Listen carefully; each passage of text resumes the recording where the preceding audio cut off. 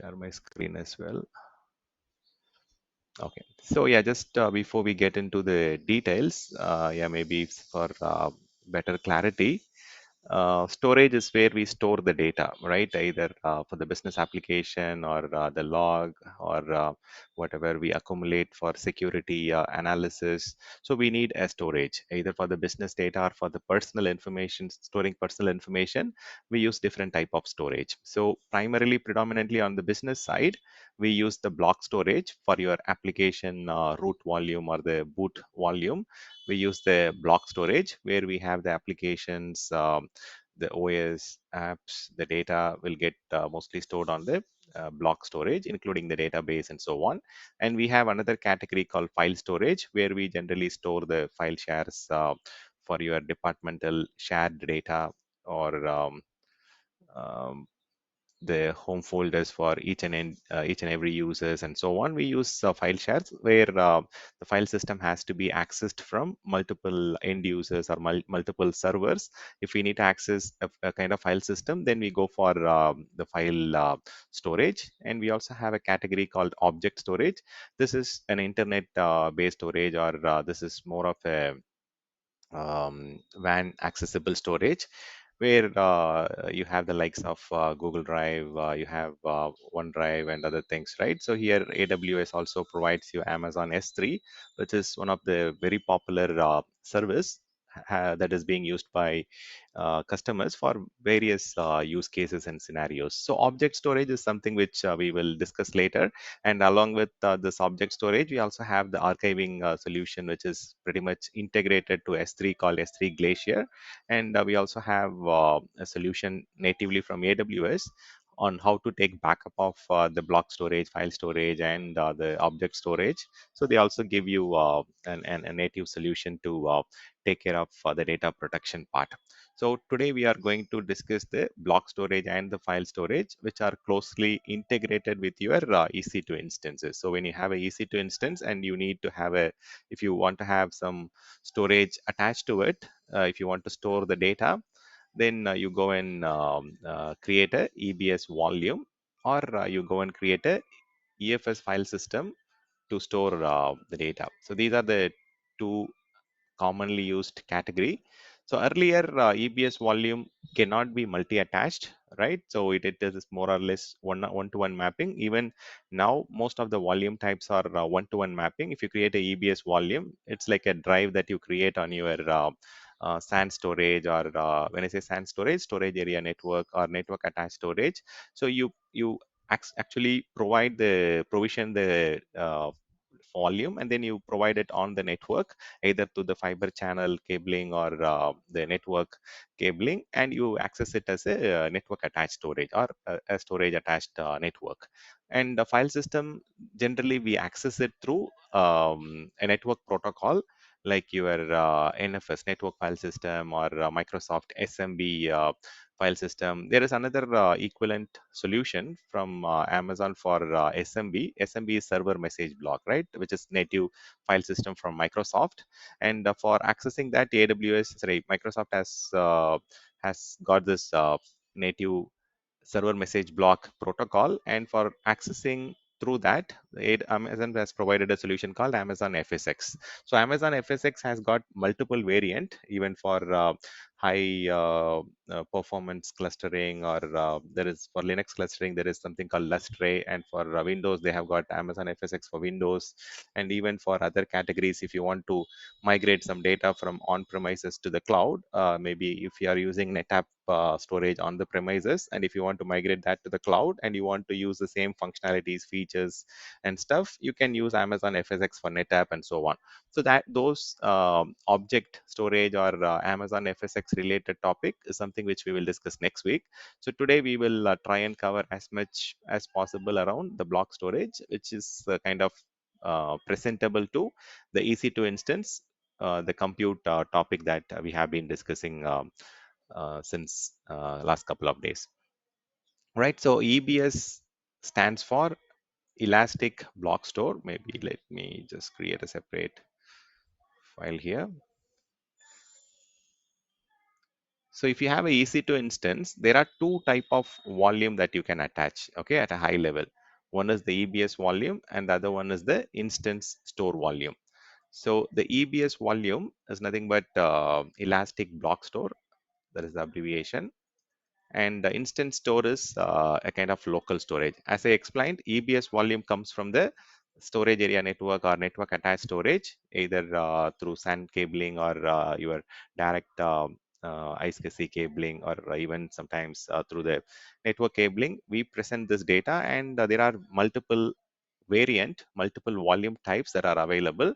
We will discuss the volume types, and then when to use each of those use cases we will discuss. But then instant store is local storage. So every server in the data center will have its own local capacity. There might be a 8 drive or 16 slot that is available directly on the physical server.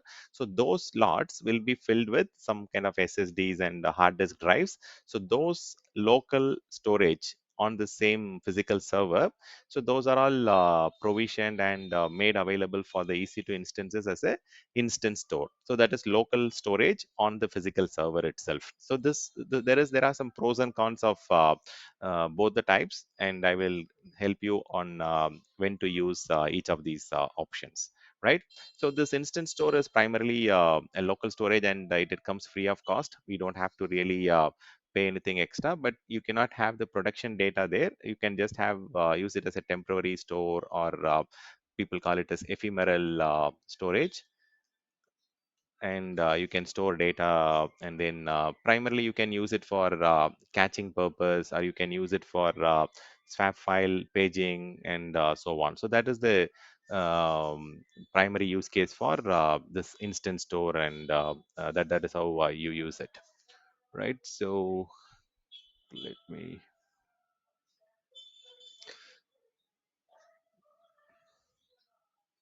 Okay, let me come here and then try to see. So yeah, EBS volumes are network file systems. It is pretty much similar to EFS, but the way that you access it through is different, right? So EFS is accessible through the network file system protocol, or the server message protocol.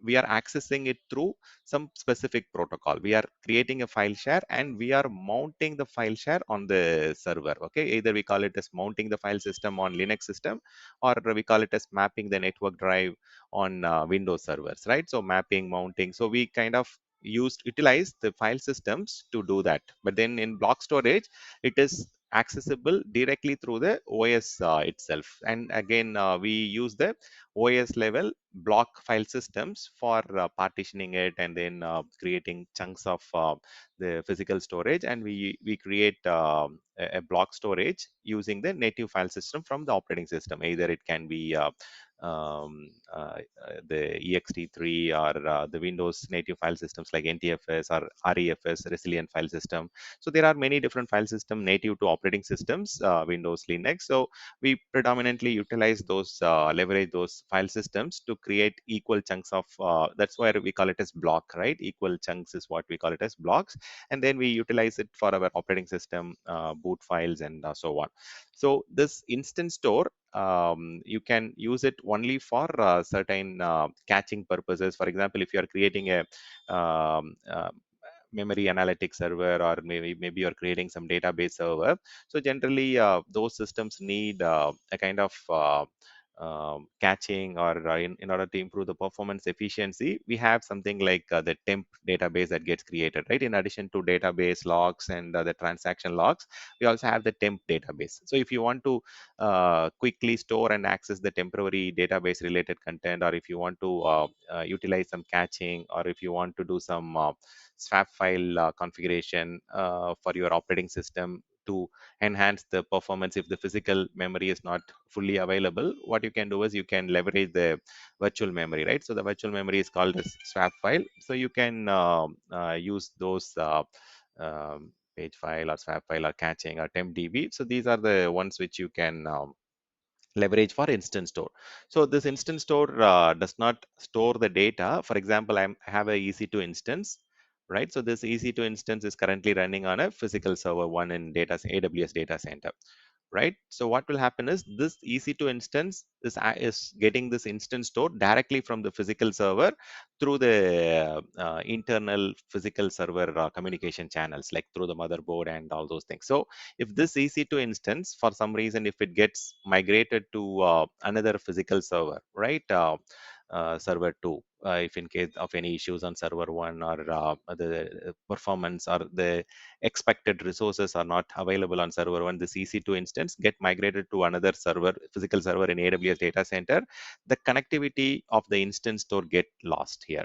So when the EC2 instance get migrated to a different physical server or different location, the instance store will get cleaned up. So instance store is meant for improving the performance of your application or database or whatever purpose, like for your operating system.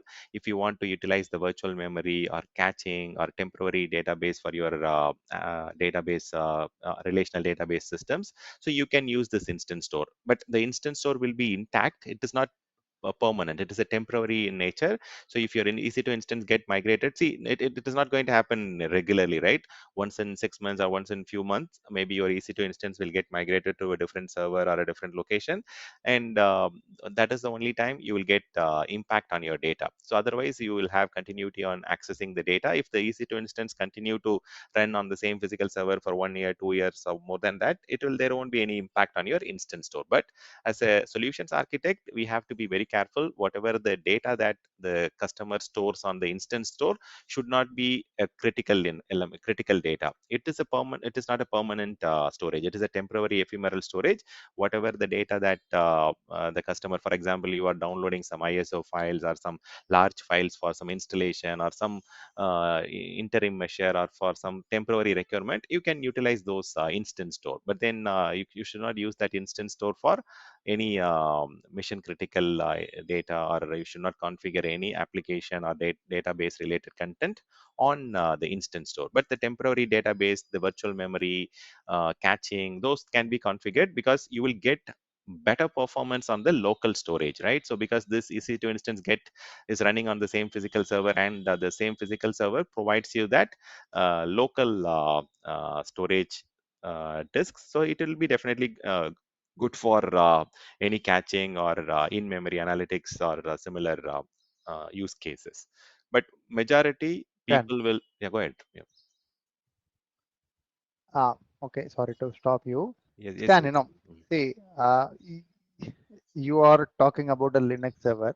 Mm-hmm. Say, for example, I am running a Windows machine, Mm-hmm. okay, on a on a on a on a physical server with I have an internal storage, as Mm-hmm. you said, instant store or Mm-hmm. whatever it is. Okay, Mm-hmm. um, Go we ahead, go ahead. generally have on a Mm-hmm. we generally have a on a local machine. We used to have local profiles created on a Windows server. See, say for example, I'm logging in, then I will have my local profile created. Uh, when I when this Windows machine migrated to a different machine, so still that local profile also will get migrated, right? I mean, in that case, it will not be a problem, is it Okay. correct? Yeah, Eh, you are eh, right. It uh, won't be a problem. So, see, when you are launching an okay. instance, so you have to Uh, be, let me show you this.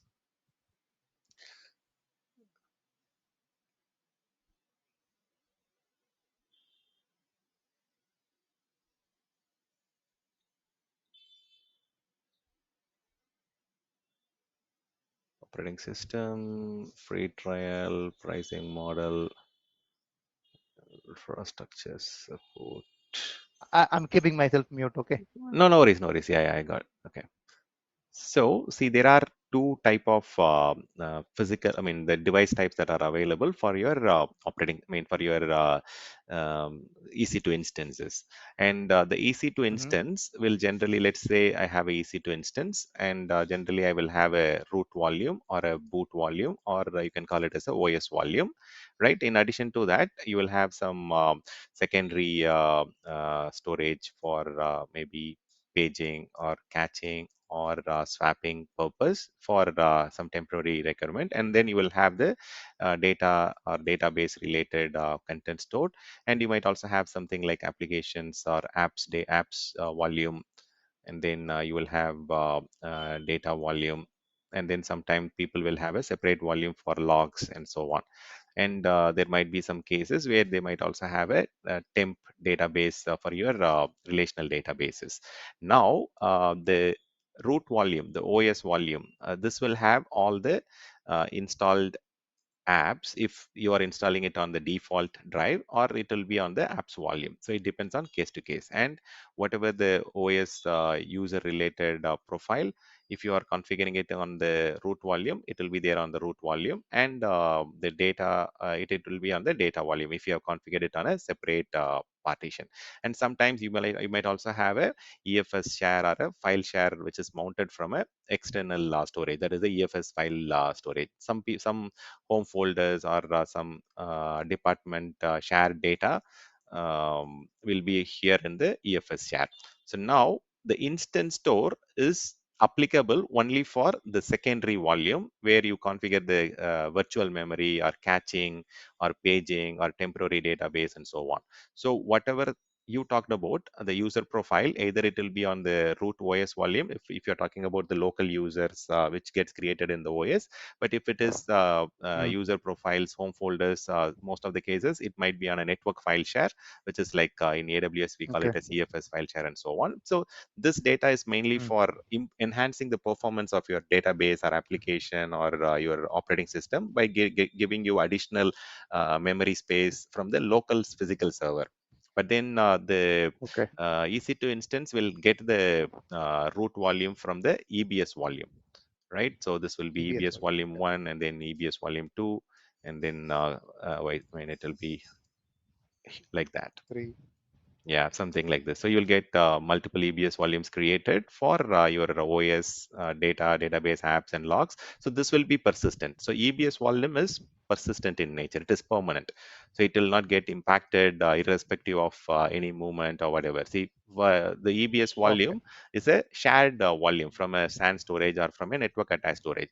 So the EC2 instance, either Even it, when the server yeah, getting migrated, correct. it'll automatically move Correct. with that. Yeah, Okay. it Got it. will Got continue it. to Got it. have Yeah. network access. So the EC2 instance will have continued access to the EBS volume irrespective of the server it runs, because all these physical servers will get connected to the SAN storage either through the fiber cabling or through the network I mean the regular LAN cabling.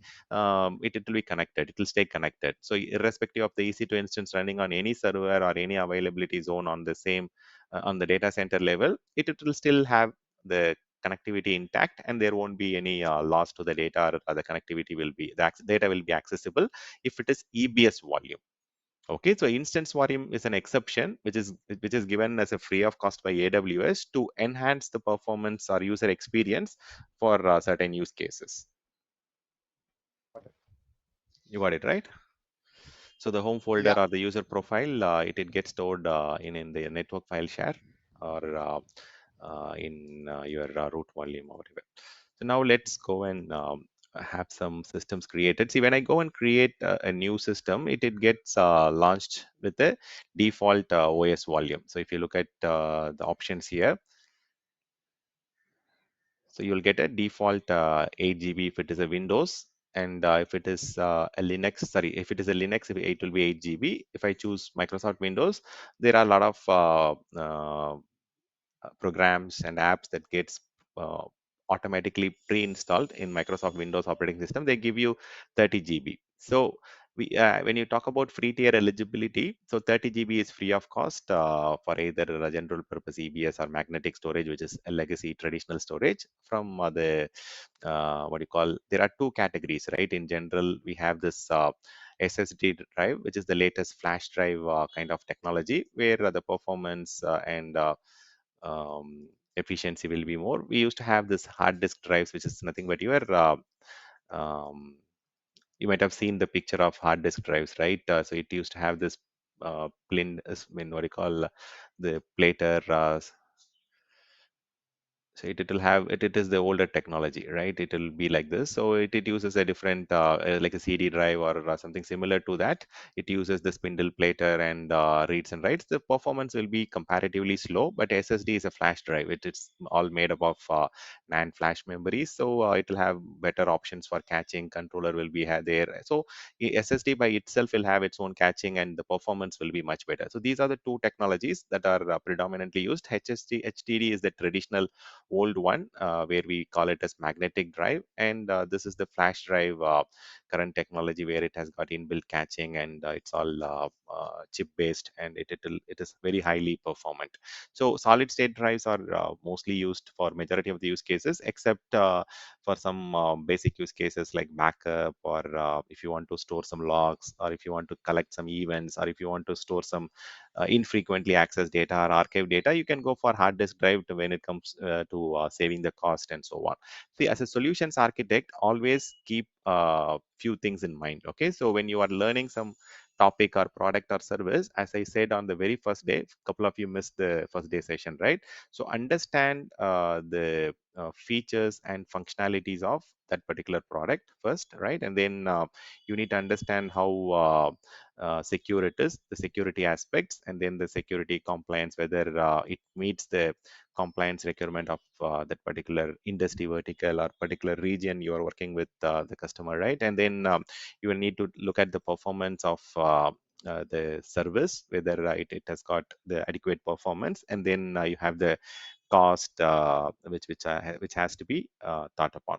So you always have to think from all these dimensions when you're providing a solution, or when you want to have when I say cost includes the billing and those aspects, right? So understand the topic from all these dimensions. So generally, like, you need to understand what exactly is the service, and then what kind of security aspects it brings to the table: performance, cost, security, and features and functionalities.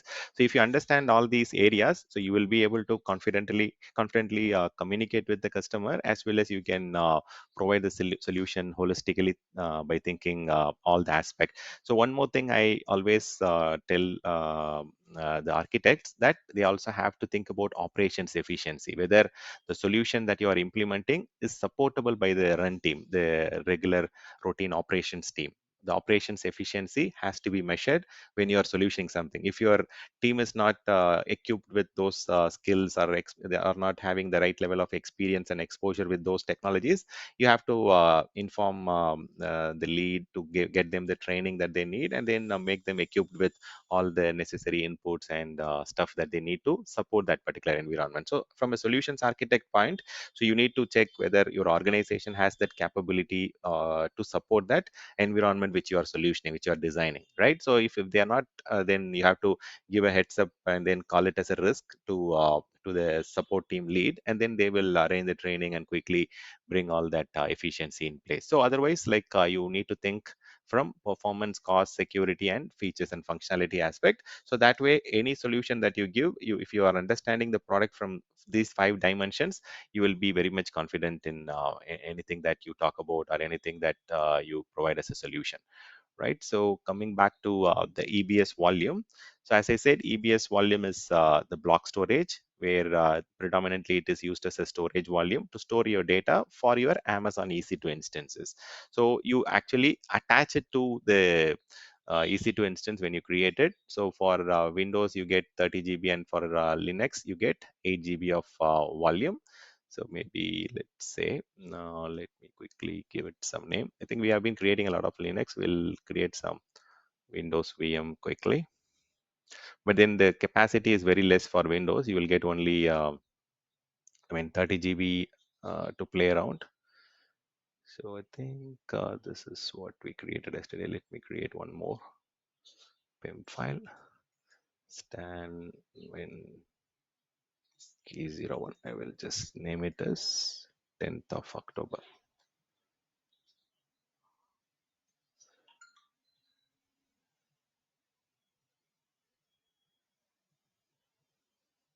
Okay, so RDP is allowed, 30 GB is fine. And if you want to add any new volume, you can add it here at the time of creation, or if you want to add later also, it's fine. See, if you look at here, so it gives you options to create in an 8 GB increment. Okay, so I will just give some 4 GB for now. See, in cloud, in public cloud, you will see instead of KB, MB, GB, you will see KIB, GIB, MIB kind of thing. So it is little different, slightly different from how we used to deal with on premises, right? In on the premises, we used to have kilobyte, megabyte, gigabyte, and so on, right? Terabyte, and it keeps going. Exabytes, petabytes, exabytes, and so on. So these are all decimal way of calculating stuff, right? 1,000 square, 1,000 cube, and so on. But in the cloud, the machine is provisioning the storage. So there is no human intervention, or at least there is less human intervention in the public cloud. So where they provision it through in binaries, so kilobyte, megabyte, giga, tera, peta, and so on, right? Here, what we call it is, instead of kilobyte, we call it as kibibyte. Instead of megabyte, we call it as mebibyte. Instead of this thing, we call it as GB. So this BI stands for the binary, right? Instead of decimal way of provisioning, we are provisioning it through binary numbers, so which is like 1024 square, and 1024 cube, and so on. So there is a slight difference at the beginning, but when the It data it grows, still it no, still no, remains the same, right? no, no, it's Okay, 1,000 square, 1,000 cube. Here it is 1024, okay, 1024 square, like where there is a very okay. minimal byte difference Ah, at the beginning, but when the quantity grows, got it. it's evidently visible. It'll be, yeah, Uh, it'll uh, correct. Got it. Okay. yeah, so here it is GB byte. You have to read it as GB byte, not gigabyte, right? It's binary. So that's why they have Stand this differentiated. additional storage is instant store or EBS? This additional No, this storage, is EBS only. EBS. Okay. Yeah. So instant store, you have to provision it separately. So this is EBS only. And then, so let me also have, maybe let's only have one for now, and I will give you some more examples on how to play around with that later. See, as a solutions architect, obviously you don't have to really get into the a lot of hands-on things, but if you get time to do that, then you can do it. Let me launch it, and then I will show you some useful tips here. Okay, I mean, as a solutions architect, you might get into a scenario where you have to provide a solution for different use cases. There are various types of options that are available from Amazon when it comes to EBS. It is not just one type. So EBS has got at least 7 different types to choose from.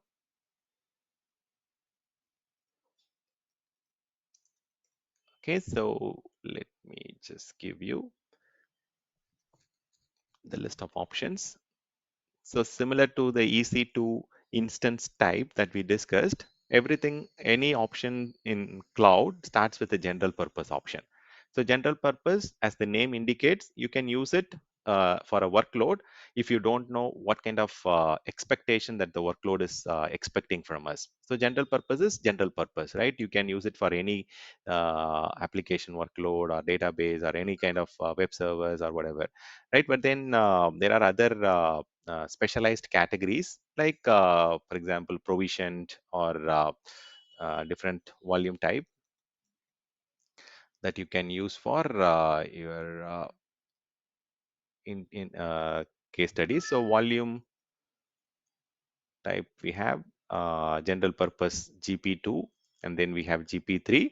So when you have two different options to choose from the same category, always go for the latest generation. So either if it is general purpose 2 or 3, or IO version 1 or IO version 2, always go for the latest generation. The reason is it will be having a lot of performance. The technology will be latest, and the sizing, the capacity option you get for scalability will also be high, and you will also get a good amount of cost benefit as well when it comes to the latest generation of the option. So general purpose version 3 is the latest one, and IO version 2 is the latest one. And within IO version 2, I think there is one more option called Block Express that is having even much more additional support. See, when it comes to the SLA expectation of your application, right? There are the availability aspect, and then people call it as durable. So you might have heard this in some products, right? Durable, how durable is your product? So durability means like how long your the lifetime of that particular product that you purchased, or here the failure rate of the storage or the system, right? So you will get a very high availability for both general purpose version 2 and version 1. So which means like 99.9, 99.8 to 99.9 is what they are guaranteeing. So which means the remaining is the failure rate, the chance of failure, right? So the annual failure rate is point, point 1 to point 2. So I'm just subtracting 100 from here, right? So 0.10 to 0.20 is the annual failure rate. This is the percentage of failure possibility for your general purpose. Whereas here, for your provisioned IOPS, it is much better. For your IO version 2, IO version Block Express, they provide you 99.99 999% of the, I mean, let me just,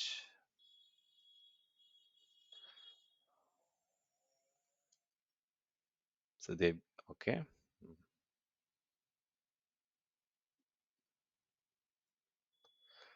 Just give a second.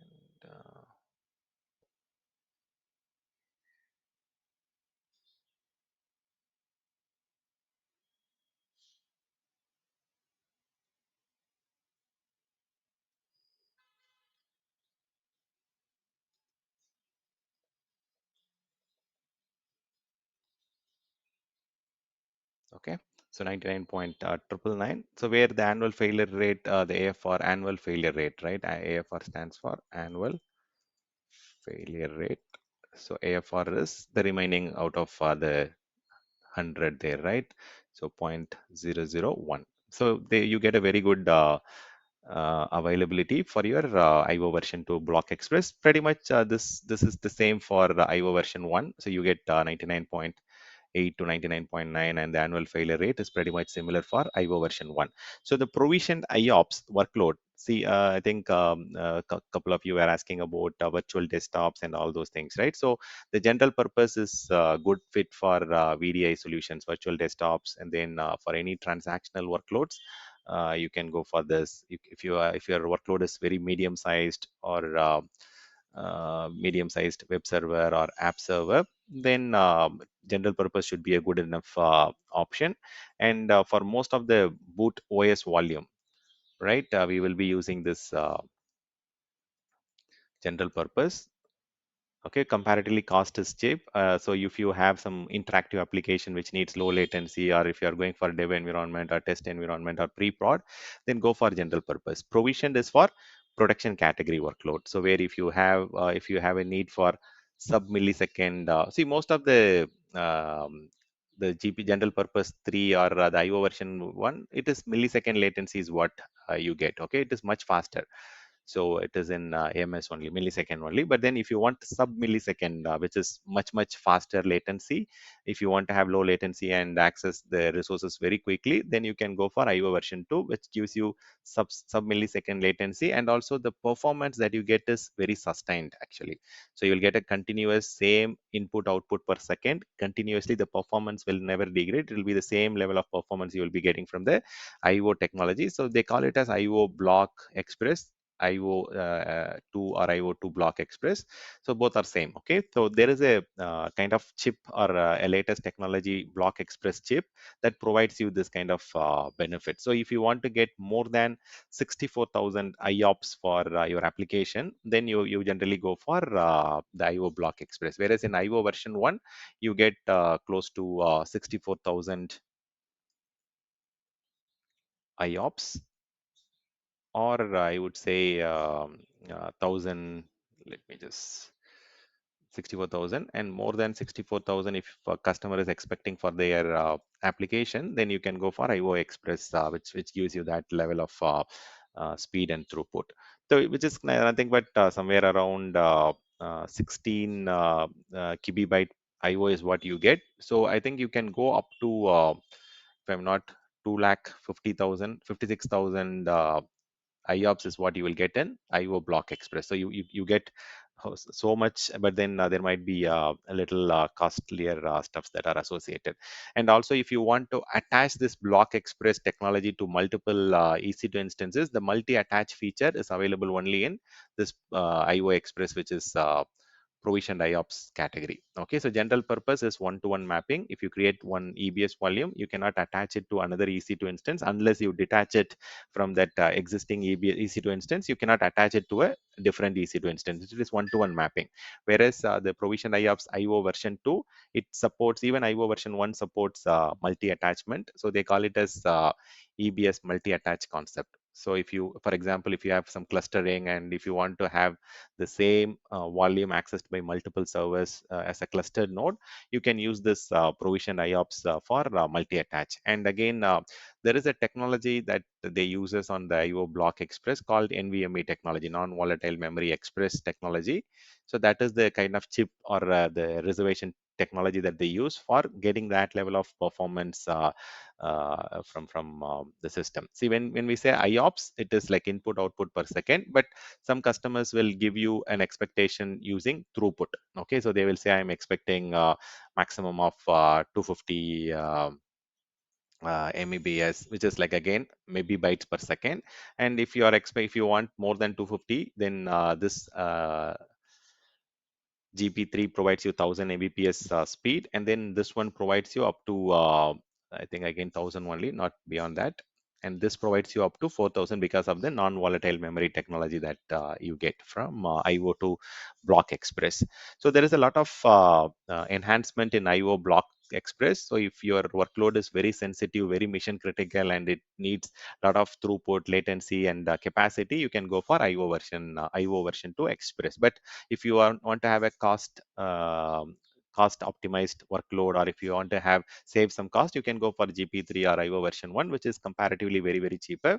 But the size also, it is important, right? So when you talk about the capacity that you provide, the size that you get, so you get up to 16 terabyte size you can provision on all these three, right? 16 terabyte, but you can have it in 1 GB increment. Okay, 1 GB increment is supported, whereas here in IO version 1, you have to provision it in 4 GB increment, and then you can provision it up to 16 TB byte. Sorry, TB byte, and then I think it will be okay. Fine. So here it will be 64 TB byte is what you will get in. You get up to 64. That is very huge, right? So if you want to have storage capacity of more than 16 TB, IO Block Express is the only option that provides you that.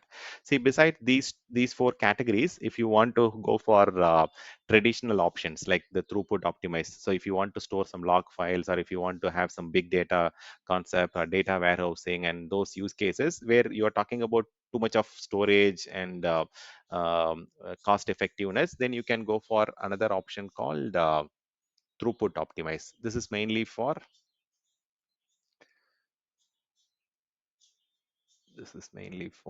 your workloads. Name itself, it is throughput optimized. Okay, I'll show you where exactly you can find it, but these are all HDD category, throughput optimized, magnetic. These are all very legacy ones. Okay, HDD, the magnetic option. Magnetic is very old one. Okay, so and then you have this cold volume also. Cold is mainly for archiving. From the name itself, you can see it is the lowest cost storage. It is very cheap. And if you want to do some archiving or some backup, or if you want to store some infrequently accessed content, then you can use this. But throughput optimize is mainly for the big data related storage, or if you want to store some log volumes or a data warehousing.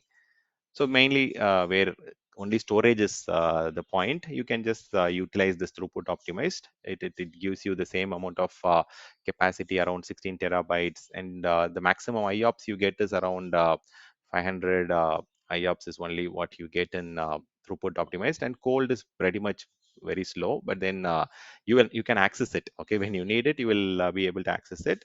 And then the throughput is also like kind of 500 mbps and 250 mbps to these things. So now I should have the instance available to launch or access. Okay, let me show you the step on how to access the Windows instance. Yesterday we thought of trying it, but we could not complete that. So if you click on connect, so it will ask for the specific PIM file to get the password. Okay, so click on this and then it will ask for the relevant key. You have to select the private key from your local machine. And then once you provide it, you will be able to decrypt and retrieve it. So this is the password that it generates. You can also get that changed whenever you want it. But for now, this is the default credential for your Windows instance. Administrator is the username, and the password is what you have to generate using that PIM key, the private key file. So I'll show you how to connect from our local machine from the internet. You need to have the public IP address in order to access it.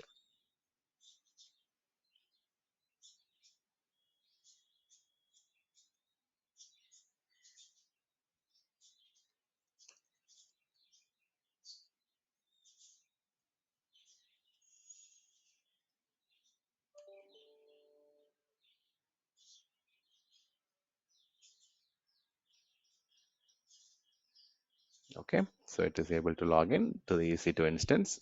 Once after I log in, now predominantly we are discussing about the EBS volumes and the storage. Right, let's go and see what kind of disk options we have got. And if you want to have more volumes created and assigned, you can go to this volume section here under the Elastic Block Store. And you have two volumes created. One is for the root volume, and I've also added a 4 GB volume to that same system. So this 4 GB volume which I've created, it has got this particular IOPS and speed and capacity. So one important thing that as a solution architect we need to be aware of is, like, when you have more capacity, the content can be typed across multiple volumes, multiple disk in the physical storage or in the SAN storage. So when you type the volume, when you type the data into multiple disk, you get more throughput, more bandwidth for your applications or for your operating system. So when you have very less size of capacity, the IOPS, the throughput that you get will be less. So there is a ratio for it. For example, if you're talking about 100 GB, you can get up to three times, right? 3000 IOPS. If I'm just going for 300, then you can go and increase the IOPS up to 16,000. So there is a way to go and change it and utilize the maximum possible. So these are the types that are available. Okay, so general purpose version 2, version 3, IO1, IO2, and then the cold disk, throughput, and magnetic. So these are the 7 types that I was listing it there. So if by default, the default option is GP3, that is the recommended option for most of your workload. But if you want IO version 2 and if you want 256,000 IOPS and 64 TB capacity, then you have to go to provision IOPS version 2. And if you want to go and provision it for some infrequently accessed data or some archiving content, you can go for cold disk. So there is a kind of important thing. The minimum storage that you can provision from cold hard disk is 125 GB, and maximum you can go up to 16. Whereas if you go to general purpose version 3, even you can start as minimum as 1 GB, and then you can go up to 16 GB, terabyte. But if you're talking about provisioned IOPS, it is in 4 GB increment. So you will have to provision minimum 4 GB, and you can have 4 GB increments up to 64 terabytes. So the provisioning minimum maximum differs, and then the increments also differs. For general purpose, it is 1 GB increment. For provisioned IOPS, it is 4 GB increment. And for cold disk, you start with a minimum of 125 GB. That is where you can either you use it or not use it. When you want to when you provision cold disk, it is very, very cheaper. It is dead cheap. So that's the reason they want to give some amount of option or some capacity so that you utilize it. And then the magnetic or very old option, you get only less hard disk drive, right? So hard disk technology are getting deprecated, so it gives you only 1 terabyte of space, and hard disks we don't get a lot of space. But nowadays in SSD disk you get a lot of capacity, and when you type the data across multiple SSD drive, you get flash kind of performance, you get a lot of IOPS and throughput. See, for magnetic they are not guaranteeing any kind of IOPS or performance, but then if you go for provisioned IOPS, they are giving you option to go and provision the IOPS that you need. For example, I can say I need only 1000 GB, but then I need up to let's say 6000 IOPS. You can provision it. Okay, that's the reason it is called provisioned IOPS. You can provision the capacity as well as you can provision the IOPS that you need for your sizing. So there is a ratio that you have to follow. So up to 1000 IOPS per GB. 1 GB you can get up to 1000 IOPS. That is a very good amount of input output per second per GB, right? So if you go to IO1, you will get only 50 IOPS per GB. So this is where the performance characteristics heavily differs. If you are solutioning something, keep this in mind. So if you are changing from IO1 to IO2, you will see a drastically complete different performance, because per GB you get up to 1000 IOPS in provision IO version 2. And see, if you're going for general purpose, you will get very less. So you get only 1:3 ratio. So 3 IOPS per GB. It is very, very less. Okay. So understand all these things, and then when you solution it, understand the cost impact as well as the benefits that the customer is looking for. If the workload is very critical, where you need a lot of performance, throughput, latency is very, very important, you go for IO version 2. And if the capacity is very huge, you can also utilize the IO version 2 block express option. So now coming to the storage that we have provisioned, you can go to the disk management from the start menu. So currently I could see that the 30 GB volume is already partitioned, and you can see that it has got a C drive assigned to it.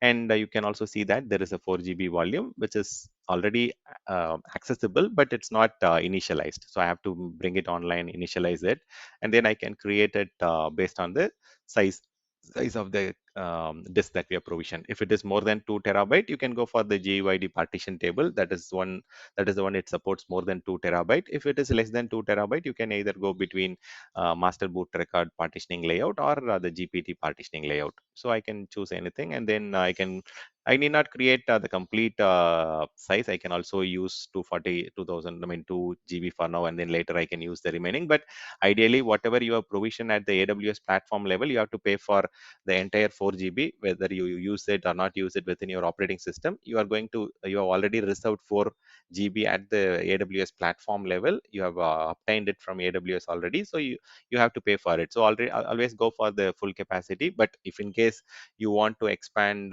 in the future, you have the option to go and change it. So for example, if I want to change that volume, so I can just go and say I want more space. I can just say modify volume, and I can just say I need additional capacity, and I can modify it. So that way you will get option to increase it. But decreasing it's not possible. You have to take a snapshot, and then you have to create a new volume with a lesser size. That is a main option. So now you can go to actions and then rescan it. So you will see additional 4 GB free space after the rescan is complete. So that way you can directly add more capacity. See, I could see 4 GB unallocated plus 2 GB is already there. So it's total of 6 GB. So if I want to add more volume, I can also do that. So I can just go to volumes here, create a new volume. So whatever type you want, you can create it. I'll just create 2 GB for one more drive. And then see, this is very, very important. If my system is in data center 1A, so the volume also has to be created in 1A. See, if I'm creating it in a different data center, then you won't be able to provision it. See, currently the server is in 1B. See, purposefully I'm creating it in 1A. Okay, so just for better understanding. Okay, so I have created it in 1A data center. See, and then I'm trying to go and select that 2 GB volume. From the actions menu, if I want to attach this volume, so I don't see the option yet. The reason is it is still getting created. Okay, don't worry about the options for now. So it is getting created. Always look at the state here. Even if you move on to the right, you can see that the status is here, right? And also, when you are trying to make some changes, wait for the optimization to complete. This optimization is because of the increase in size that we did. We increased the size from 4 GB to 6 GB. If you are making another change while the optimization is happening, there are chances of data getting corrupted. Okay, so don't always look at the volume state as an operations engineer before you make any kind of additional changes to the volume. Okay, if the volume is in use and ready for changes, it will say in use and green. If it is in use and optimizing state, don't make the additional changes until the optimization is complete. So that will have a performance impact, plus it might end up corrupting your data also.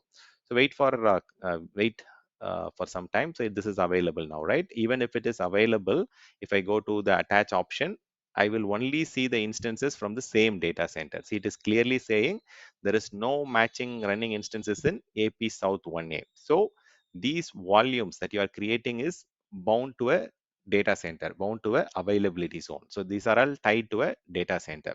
So if your server is on availability zone 1B, then you have to create the volume in the same data center. So if I want to just attach a new volume, then I have to create it in 1A only. See, the other two volumes are already in, other two volumes are already in 1B. So I have to create the volume in 1B. So that is where you have to be very, very careful. So as an operations engineer, as a project engineer, when you want to create a provision of a new volume, you have to create it in the correct data center. And I can also create a new volume from the existing snapshot. So for example, if I've taken a snapshot yesterday, right? So if I want to have those content into this volume, I can also create a new volume from a snapshot reference. So that way, whatever the data that is there inside that the snapshot will also be made available in the volume. Okay, so let this get created. It's getting created. So this volume, I cannot use it unless I have a new VM created in Asia Pacific South 1A. If I have one server created on 1A data center, then I can attach it, or else go and remove that, delete the volume. So when you are deleting it, just ensure that it is detached before you delete it. So that way there is no impact. Okay.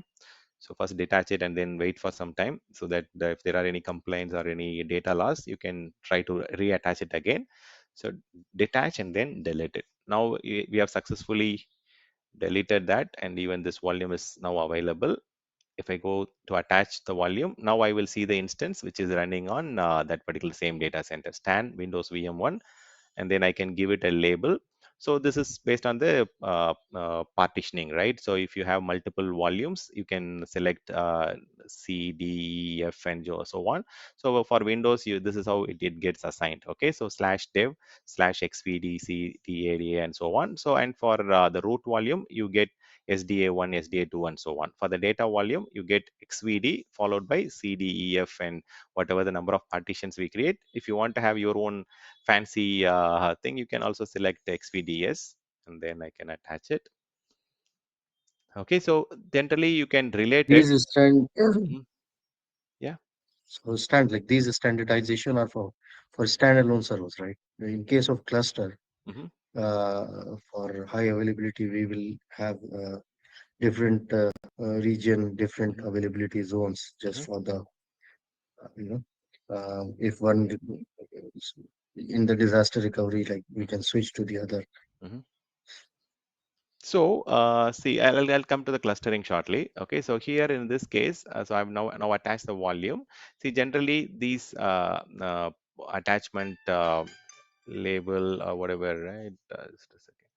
So the labeling that you have, it has got some meaning, right? What you can do is like you can also use the same labeling inside the operating system to relate it.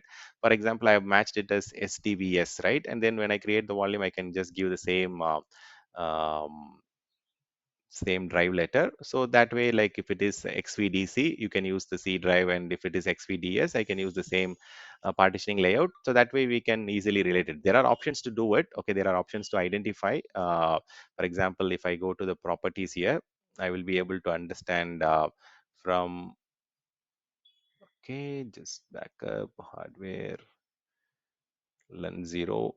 Okay, so this is LUN target 0, LUN 0. and go to the properties. It will take some time, okay, and then you will be able to see the details here itself. So there are a lot of details available at your operating system level. Okay, let me just go back.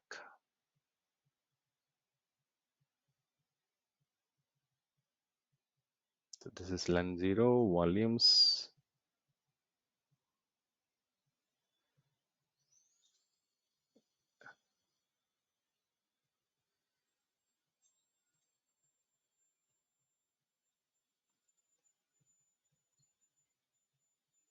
Okay, there are a lot of options that you can select from here. Microsoft device driver, display name, device track. Yeah, here Zen. Okay, Zen virtualization. It is partition BD. So there are options where you can relate it here itself. I think at the root itself there were some options earlier. Yeah, you have options to find out like where exactly this LUN is coming from. So even if you go here, it will have a similar naming convention like LUN 0, target, and so on. So it is kind of in attaching state currently. So that's the reason we are not yet seeing the full details. But after it is fully attached, you will start seeing that the LUN numbers and same from the AWS platform level and from the cloud level. So coming to the clustering, right? I will show you one more option. See, if I go to this provisioned technology, you have the option to go and enable multi-attach. So multi-attachment, you can attach it for failover clustering, where it provides the NVMe driver. You have to install it in the operating system. Most of the latest Windows 2022, it has that persistent reservation and NVMe driver. If it is not there, you can install it. So you can attach the same volume to different Windows Server clusters.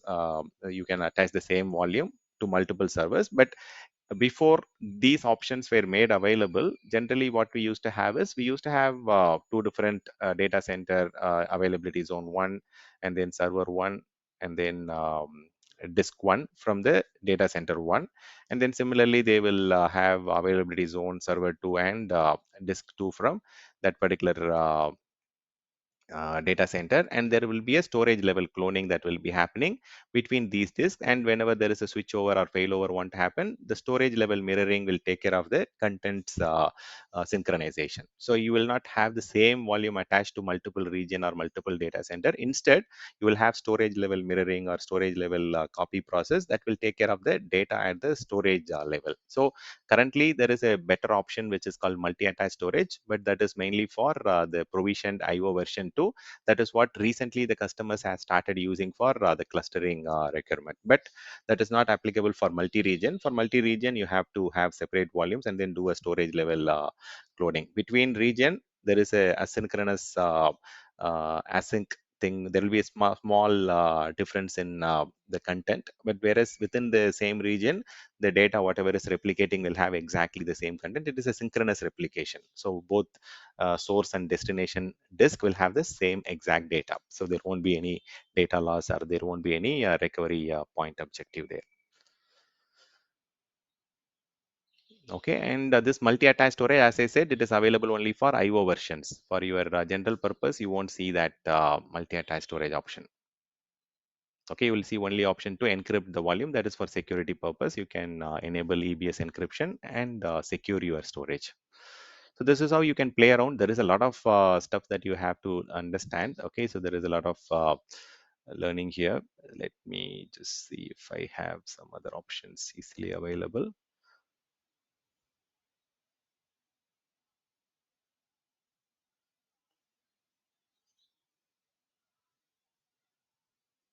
Do we have a command line to find out from where the storage is coming, which line? No, yeah, even here itself, I have seen it, but I'm just trying to find container ID device. You can find it in the graphical console only. So there are some easier options. You don't have to, but again, options are there. So bus target 1, LUN 0, target ID 1, LUN 0. Even I have seen that XVDF and all those things within the operating system. There is one more option. I will tell you. I'll come to that. Okay, Okay, let's say this is the volume which I'm referring to, right? Multi-attach, no. XVDB.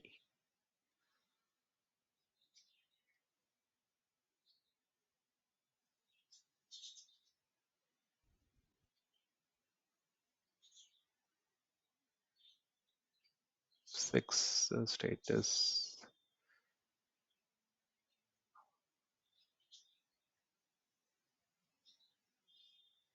So disk manager command you can use, but there is one quick second. Let me check.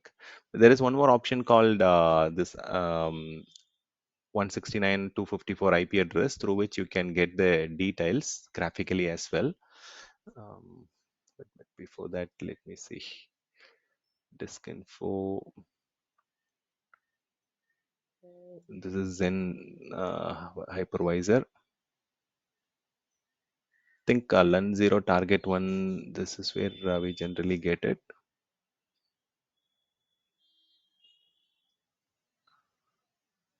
Okay, I'll find out and then I will add that short tip video. But I can how to find out the volume.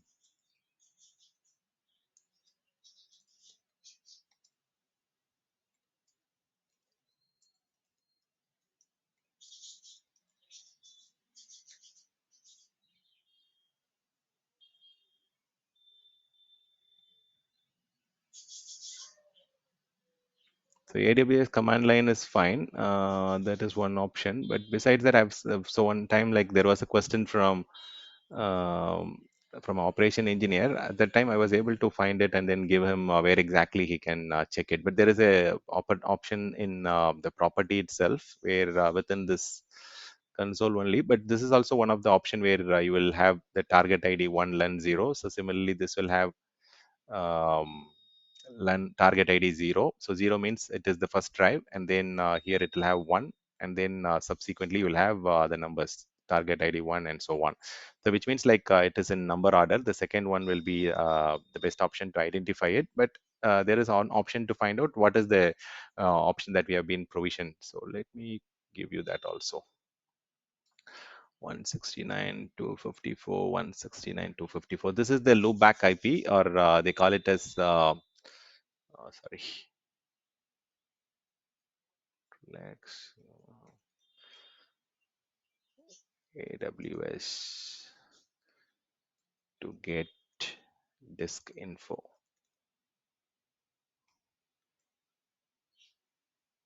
So they call it as metadata service, IMDS service, okay, instance metadata service. And within that, if you want to get some of the information like the block device related or EBS volume related, there is a way to get that. So I'll show you quickly. So where is the link?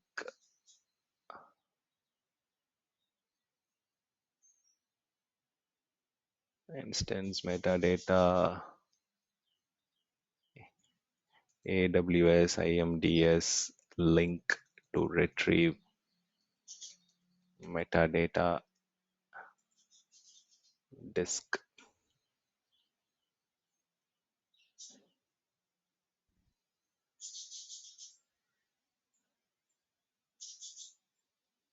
So they call it as IMDS service, instance metadata service. Okay, so you can use the same IP. This is same across all the cloud platform. 169.254, 169.254. You can use it in every single machine, every single cloud VM. Okay, either Azure or AWS. The IP address is the same. This can help you to retrieve the AWS level information. So if you don't have access to AWS platform and you are having only access to the operating system level, so this IP will give you the complete metadata of the AWS platform level information from within your operating system itself. I'll quickly show you that. That way you know that option.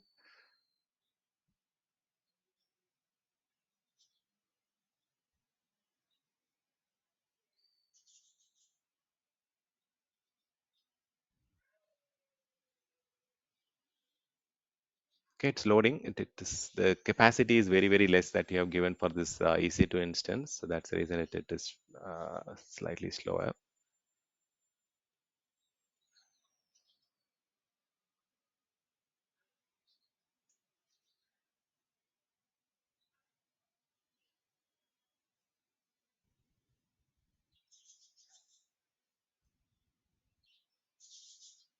Just give me a second. It's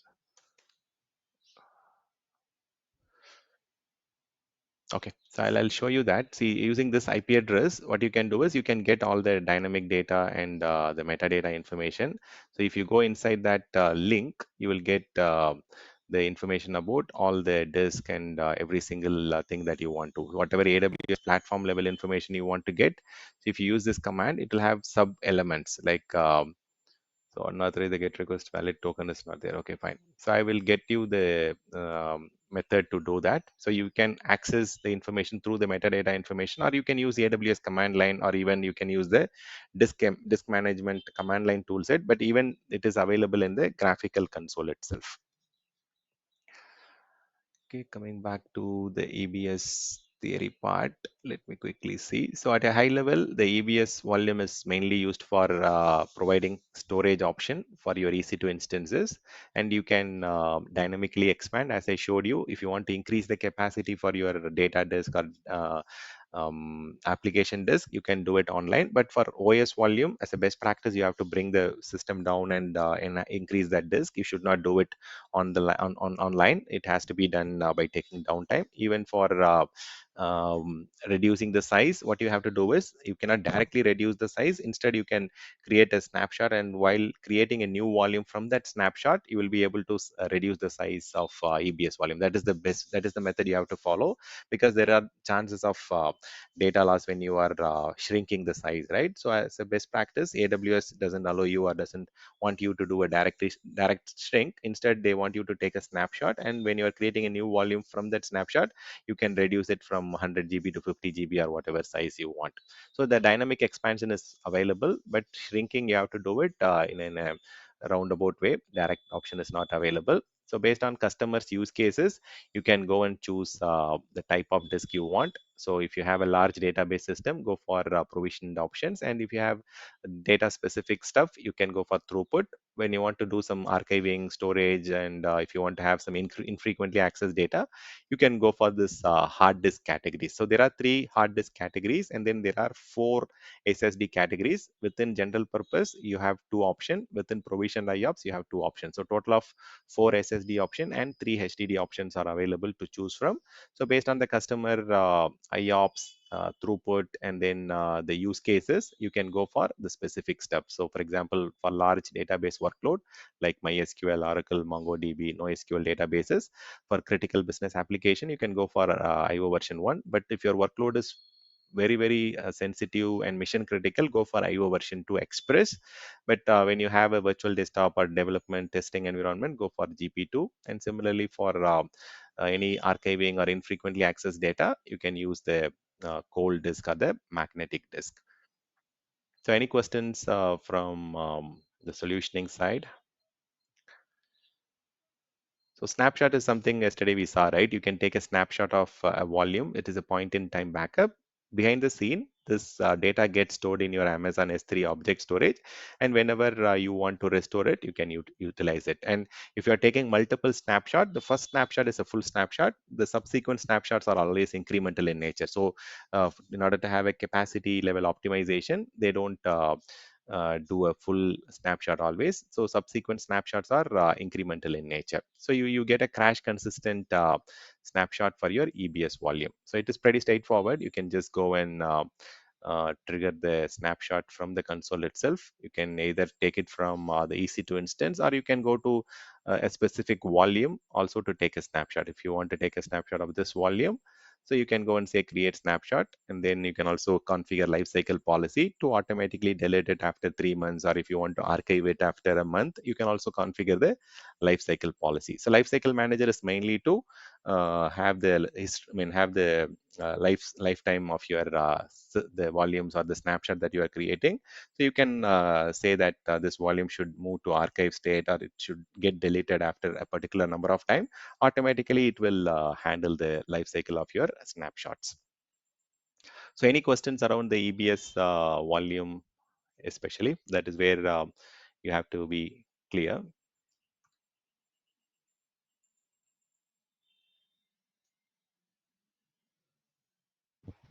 See, based on the No doubt. customer, I yeah, mean, okay, yeah. So based on the customer expectations in terms of the performance that they are looking at, you can go and choose the right level of volume. See, not every, I mean, if it is sub millisecond expectation, go for IO version 2 Block Express. If it is single digit millisecond and they are not pretty much concerned about the cost and performance, then go for the latest maximum better technology as much as possible. But if they are concerned about cost and they want to have moderate performance and the characteristics expectation are less, you can go for general purpose or IO version 1, which will be a much suitable option.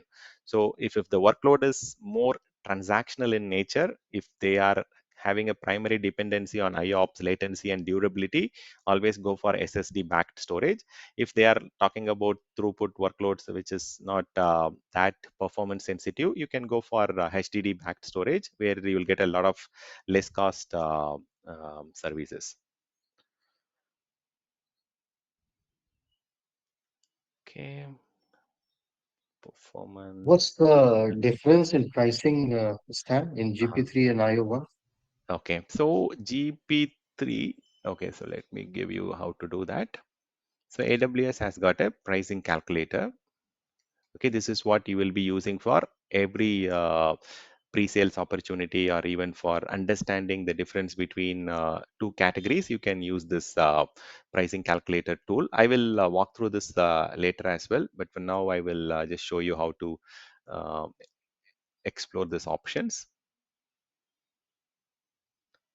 So I can search for the service, so that way it is easier.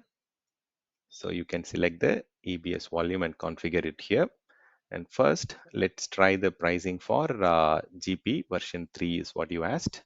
And for the same 30 GB capacity with 3000 IOPS and so on. So the calculation per month, you will see the pricing at the very bottom. So for now, whatever for 30 GB is free of cost per month, right? So that is the free tier category. Let's say I need 60 GB, I need daily 2 snapshot, that should be fine. So per GB, how much capacity, this is fine. Number of snapshots is not needed for now. So currently this is what still they are showing. Let me go and increase the capacity. Let's say 500 GB.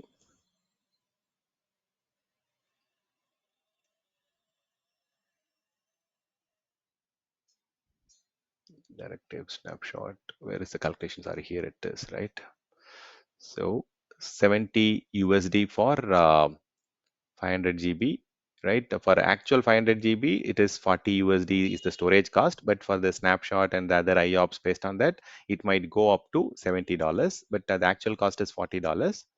Similarly, I will show you for IO version 1 is what you asked. Okay, so baseline is $60, and then it might go up to $286 based on the IOPS and the usage cost. So if it is IO version 2, it will be much costlier for the same capacity, same concept. The baseline is 62, and then the actual pricing might end up around 300 USD, or 287 to be precise. So this is how you can understand the comparison or the cost difference between a two option. Even there is a straightforward option that might be Thanks. available in the AWS EBS pricing screen. But if you want to get the exact pricing, then go for the pricing calculator. So on the screen itself, you will see, you can also request for a quote from AWS itself. If you are not clear, you can use it. You can also view the details from here. For example, this is the baseline that I was talking about for GP3. This is the baseline amount for $0.040 dollars, and then for your IO version 2, 0.125 per GB per month, and IO version 2 IOPS option, this is the thing. So this is the baseline price, but if you want to get the actual pricing, click on this calculator and you will get it. Okay, so any other question on So EBS? basically, any non-critical workload, Mhm, we can use the general purpose part, mhm, and any critical, mission critical mm, workload where high availability is required, mm. it's recommended to go with the provisioned IO. Mhm. So yeah, true. That understanding is correct. On top of it, see, general purpose, we generally end up choosing that when the customer or when the application owner or when the business owner is not really sure of what exactly they are looking at, in terms of throughput or IOPS, in terms of the capacity. If they are not very clear, then that's where we always end up with general purpose. So most of the time, like maybe 80% of the time, the general purpose will continue to be used even after a month or two, even after a few months. But if the customer is concerned about the performance and if they want to enhance the speed or want to get more throughput and stuff, then that's when you have to go and understand how much from the monitoring data, what exactly is the expectation and so on. And then you can try to convert it, try to change it to higher provisioned options, and then you will be able to do it. So that conversion options are available in the console directly. For example, if I want to convert this to a different category, I can go and click on modify. So currently it is general purpose version 3. I can go and change it to this thing. And then they are saying the increment I was talking about, right? That's where it will be a challenge. It should be in a 4 GB increment. So I can just go and say 8 GB. Then the maximum IOPS, I will say I just need 400 IOPS, and then click on modify. So if you're increasing the volume, you have to extend the file system. That's what they are saying. So you can do it, but always check whether you have the limits and all those things. So I've already done multiple changes. Okay, so I have to wait for next few couple of hours to make the changes. I've already made 2-3 changes on the same volume. So if you're making too many changes, then I've told you, right, there are chances of data corruption. So AWS also has that throttling. They will not allow too many changes on the same volume within a time span, but you have option to do it. So always try to do some kind of play around, and then only you will get to understand, and you can suggest customer how much time it will take for all these activities. So there are two important things: EBS volume, EBS snapshot. They are tied to each other very closely. So EBS volume is what is directly attached to your EC2 instance, and you store your data. EBS snapshot is nothing but it is the point in time backup that you take in order to have a rollback option. If there is something that happens wrong on your operating system or some issues on your data, you have options to roll back, restore the previous state using the snapshot option. So there are multiple volume types that are available. We need to understand the performance characteristics, cost implication against those HDD and SSD option. That way we will be able to choose the correct option for the sensitive workloads and non-sensitive workload. And you also have a separate option called AWS backup, which we will discuss later, through which you can take the complete backup of your EBS volume and restore it whenever you need it. And then you also have to encrypt the disk for mission critical workload on top of using the better sizing, better performance. You also have to think about the data encryption, data protection. So taking backup is also essential. Encrypting the data is also very, very important for a sensitive workload. So scalability aspect, as I told you, it is dynamic. That's the name itself. It is elastic block store. You can elasticity is there. You can go and expand it. Dynamic expansion is possible, and the fine tuning of the performance will take some time. So expansion will happen immediately, but then the optimization will take some time. And after the optimization only, you will realize the performance. Some people will go and change it, and then they will start testing the performance. It's not like that. So it will take at least 3 to 4 hours based on the capacity. If it is a very big size, like for example 500 GB or 1 terabyte disk, the optimization can go up to 1 day also. So maybe you have to start testing the performance the next day or after 8 hours or after giving the time for the optimization and the tuning to complete. So some people will convert it, change it, and then they will start testing after a couple of minutes itself. That won't work. You will never get that, because there will be a lot of caching. There will be a lot of data that is still there on the old disk. So AWS at the platform level, they have to move the data from the current disk to the new disk technology. For example, from general purpose to the IO version 1 or IO version 1 to IO version 2 block express. There has to be some fine tuning. There has to be some movement that has to happen on the backend. So only post which you will be able to start realizing the performance benefit. So keep that in mind. And whenever you are making changes and testing, give ample time for the optimization and the performance tuning from the AWS team to get completed. So availability wise, as Moby said, we have to always think about the high availability and durability expectation of the application. If you want to prevent the loss of data, then IO version 2 Block Express has the highest better annual failure rate. Highest availability and durability is there for that. So you can choose it. Archiving, so you have multiple options. You can archive it in S3 Glacier, or you also have cold storage, where you can also store the less frequently used data and archive them. So this is how you can play around, and this is what is sufficient for the EBS. Okay, so any questions before we move on to EFS? Okay. Stanley, Mhm. I just want to know for the high availability, even Azure and AWS are in the same criteria, right?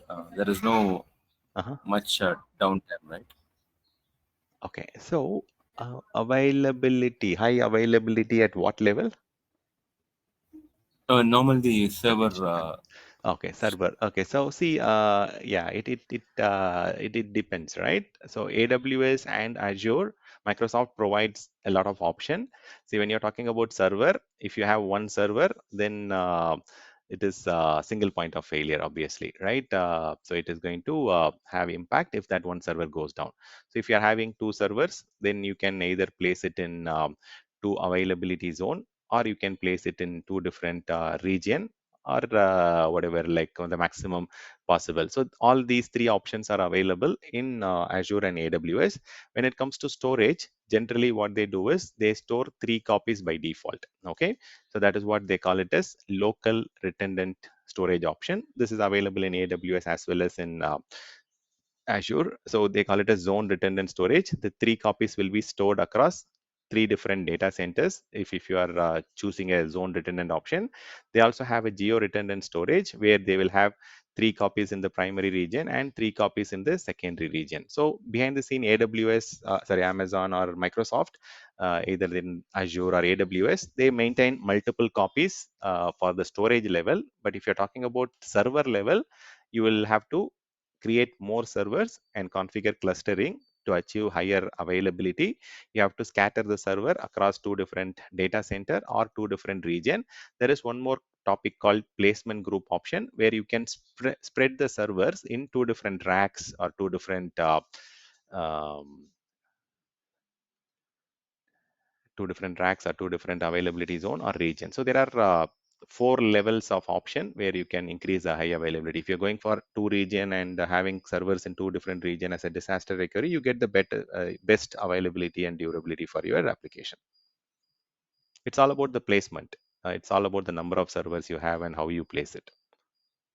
But for storage, by default, they have 3 copies stored. So if one storage device goes down, you won't be having any impact. So if only 3 storage goes down, it's like a RAID 5 across multiple storage, physical storage. So the data loss is very, very minimal. That's the reason they are giving you annual failure rate of 0.001 and 0.1 and 2. The annual failure rate is very, very less. So if you're going for geo redundant storage, they give you up to 99.99 of durability, which means if you have around 10,000 files in your storage, one file can go missing in 1 million year. Okay, so there is a very rare chance of data getting lost if you are going for the highest possible durability option in AWS platform. The same option is available between Amazon and Microsoft. There is no difference, not much difference between AWS and Microsoft Azure there. Even the technology also will evolve, and they might use the same technology behind the scene, NVMe cards, IO Express, Block Express. So they will continue to utilize the same option as the competitor. Before Yeah, you start the next one, see, you are a, I mean, I understand by the way you talk, you are like a multi-cloud expert Okay. for an year. See, I worked on Azure for a long time. Okay. AWS is something like, I have worked here and there, but not much. Mhm. See, being a solution architect, Mhm. the first question that will arise for any of the discussion that we went, which would be the cheaper, Mhm. uh, cloud Mhm. provider, Mhm. is it Azure or AWS? What's your Mhm. thought process in that? Mhm. Which could be the costlier, or which could be cheaper? Okay. See, Both are offering a mhm. different quality, or Mhm. I understand that, but Mhm. yeah.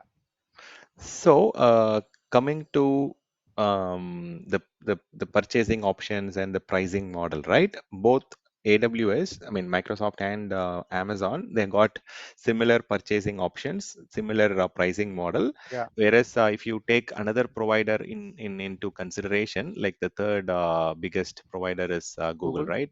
So they provide a different model. But when you talk about Amazon and Microsoft, pretty much the models are the same when it comes to reservations or Okay. savings plan, or when it comes to how you purchase it, it's all same. But when you come to Google, they have a sustained usage discount model. So the more you consume, the more you use, the more you have the relationship with Google, they will automatically reduce the price based on the sustainability, Okay. sustained usage model. That model is completely different. But when you talk about Microsoft and Amazon, so pretty much the purchasing options are the same. But when it comes Mm, to the workload level comparison, so for example, mm, Microsoft is there in the market for 30 plus years. In the IT industry, they are at least 30-35 years into the market, right? So IT market. So they mm, have their own mm, Microsoft Windows operating system. They have their own Microsoft SQL databases. They have their own technology of applications and so on. So if your mm, workloads mm, are hosted on these operating systems and databases and applications, they have mm, edge there. Okay, they have an option where they can give you better discount in terms of volume pricing or discount model. They can show a mm, difference there. But if you are comparing mm, running a Linux on Microsoft and Amazon Linux, then there will be a better edge on mm. the Amazon side. Okay, and then based on the Okay. subscription licensing and all those stuff, Amazon AWS Mm, will give mm. you a better option.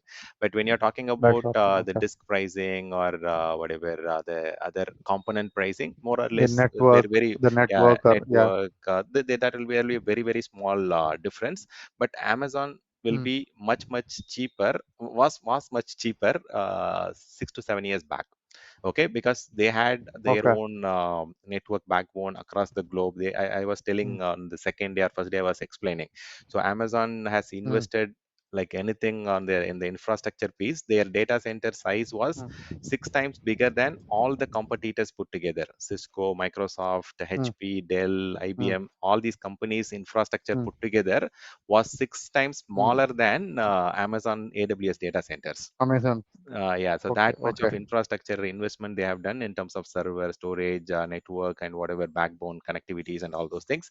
So they have invested like Mm, anything, and the customers were getting a lot of benefit because it's all their own backbone network across the globe, their own storage technology, their own. Now, I mean, when they started the business, it was not the case. So when they started the business, they mm, had tie up with different storage provider. For example, in Asia Pacific, they mm, used to talk to Hitachi. In mm, In Americas, they mm, used to have tie up with Dell and so on. So they used to have a partnership and then they used to provide it. But if you talk about today's status, Amazon manufactures its own server, its own processor, its own storage device. So they have their own mm, inbuilt manufacturing. They are reducing the price. They have reduced the price 8 times since their launch of a particular product or service. So EBS price in okay. 2008 is completely different. Currently, it is like 8 times or 10 times cheaper since the launch date. The reason is Amazon has Okay. changed the way that they are providing the service. Initially, it was a partnership, and Mm, then now it is all in-house developed hardware, mm, in-house developed product. They are able to reduce the price, and the more you consume, the more you have relationship with any cloud provider. You will get better discount models and better enterprise agreement where you get the cost benefit. But yeah, I mean, you have to look at case to case, the workload level, and you case have to to, case. yeah, Mm, case to case, you have to list down the services, products that you are going to consume from Microsoft and Amazon. mm, So that way you will get to mm, understand. You can figure it out. But or I mean, talking at a high level, this is how I can explain. Okay, but you have to get into the nitty gritties of the OS, database, database, the licenses, subscription, the technology of disk you are using, the network, the performance that you are getting. So you have to compare it, and then you can come to a conclusion. See, that kind of Definitely, this is comparison. not an apple to apple comparison. Correct, Yeah, correct. Yeah. this is more of a case by case. Okay, got it.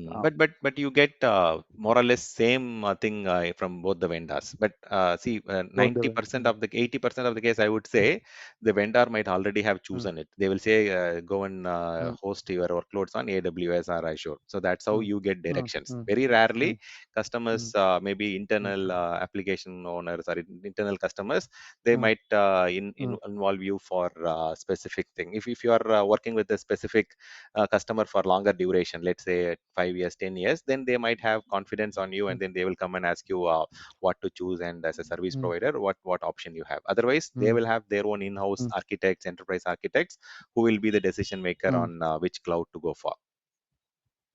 Even, I Okay, mean, got it. many And one Fortune more. 100 companies, they go for multi-cloud. Okay, so Mm, it's not like they are going to end up. yeah. Yeah. Mm, mm. And one more question. Mm, See, at least I would say, mm, in my experience for some time, mhm, uh, after this W365 or M365, mhm, Microsoft 365. I mhm, mean, the moment the 365 options coming out, mhm, at least once in a month or once in 2 months, there is an outage from Microsoft anywhere. It's always the Teams will not mhm, work, or the mhm, the complete Office 365 product having an issue, and it goes a task, and it'll 8 hours, 10 hours, it won't work. Then it'll come up. Microsoft has the challenge because of the volume. They have the huge volume now mm, across globe. There's so many Office 365 users.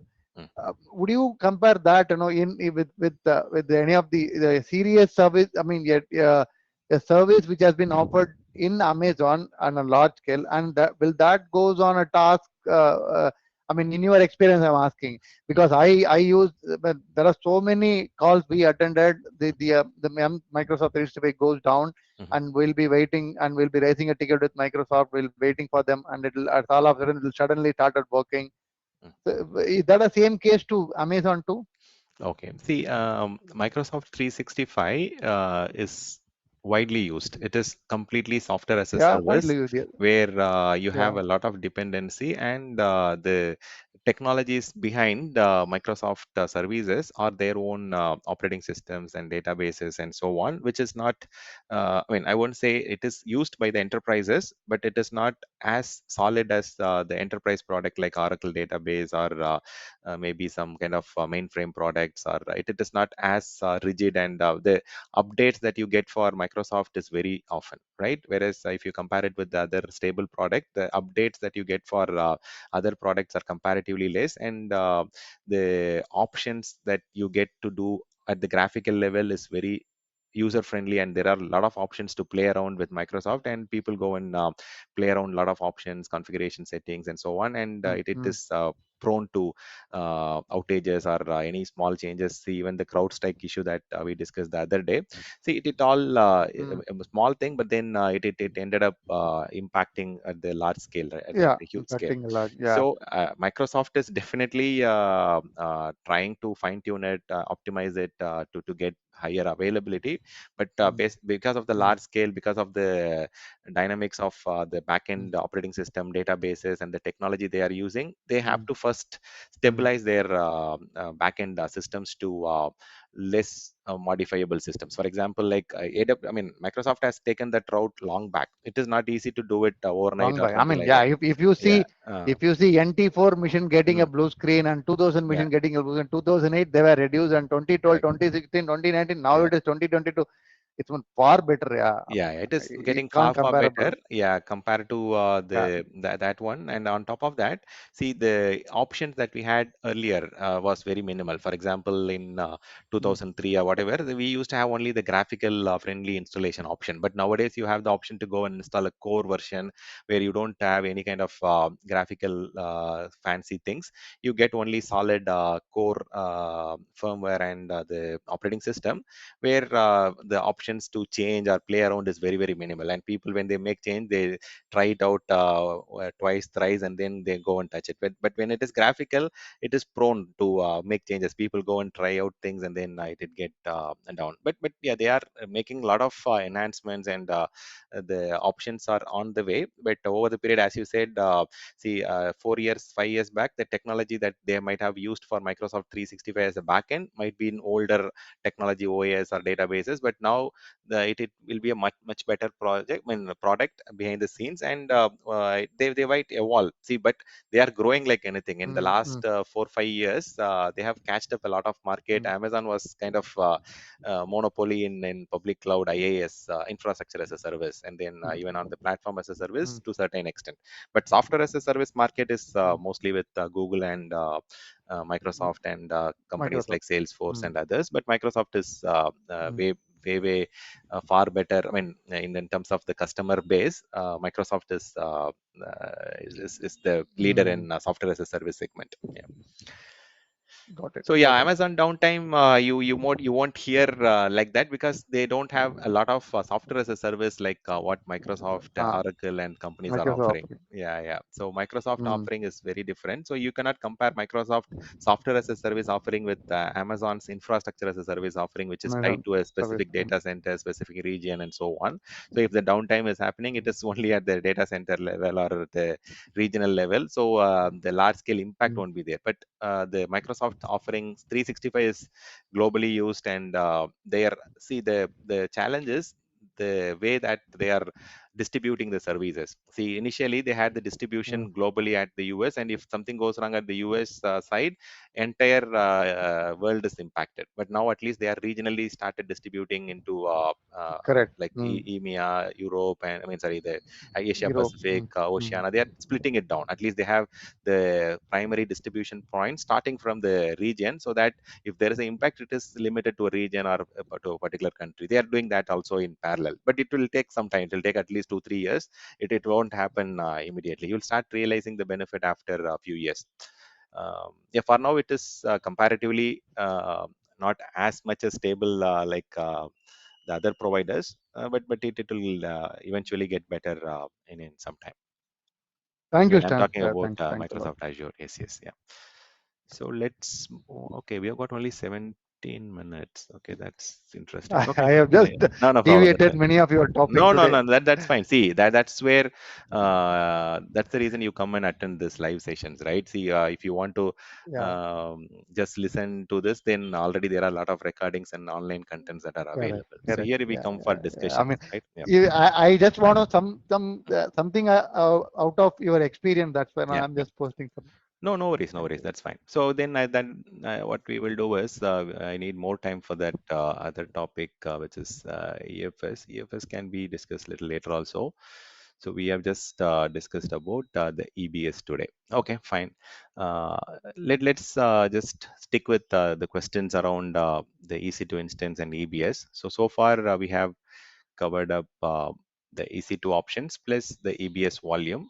So maybe tomorrow we will jump on to auto scaling and elastic load balancing. Next week we will talk about the storage options, including S3, EFS, and other options.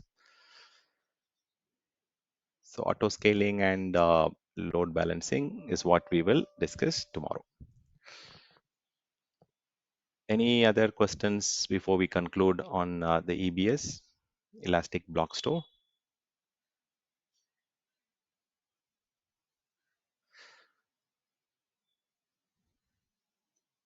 Fine. If there are no questions, then we will connect tomorrow. And as I told you guys, you can continue to watch